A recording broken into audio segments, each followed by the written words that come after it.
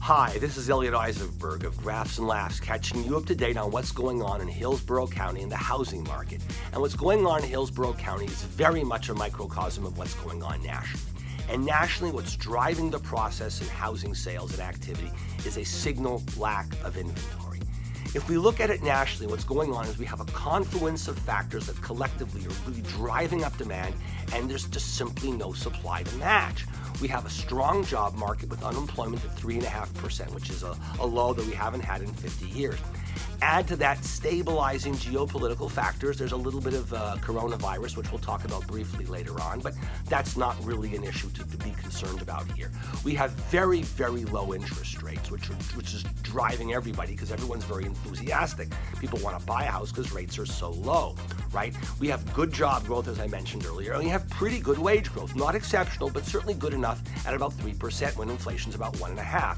So there's good wage growth, job growth, geopolitical tensions are less, and as a result of this, inventory is being driven lower and lower and lower. The demand for homes is stronger than the supply being made available because people are leery to sell because they're not sure what they'll be able to buy if they have to move, and builders aren't building enough homes.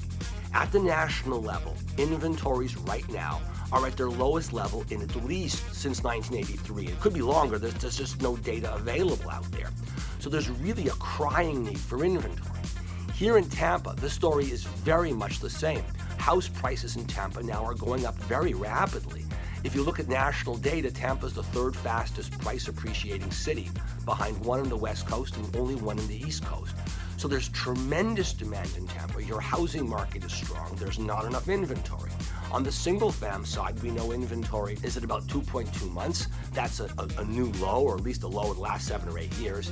And on the multifam, it's 2 months, which is not quite the all-time low. That was about 1.8 months, set in late 17, early 18. So because there's no inventory in Tampa and strong demand, your house prices now are appreciating at the higher end of what's going on nationally right now. So good for you. This is strong. It's a good sign. Now, the other thing I want you to point out to you is the interplay between single family and multifamily. What's going on is as prices rise, people move into multifamily, and the multifamily market gets increasingly hot. And that's what we've been seeing going on for the last while. This may well continue. It depends on how hot the market remains and whether builders end up building more units. The market is strong, and these national factors are going to continue. There's no reduction, no expectation that the labor market's going to get weak suddenly or something, or interest rates are going to go up much. They're not. The Fed's told us that. Other national things to keep in mind, as we mentioned earlier, the coronavirus, I don't think it's all that serious outside of China. It's being well contained, not reasonably, well contained outside China, and China's beginning to get a handle on it. So that's really very important. Interest rates are going to stay low for the foreseeable future. So the driver of this entire process for housing will clearly continue. And last and certainly not least, I am not on recession watch. We'll get 2% GDP growth, which is a benign decline from 2.3% last year, but is still plenty fine. And this recovery will continue to go on and continue to break records. Enjoy these record low interest rates and sell, sell, sell.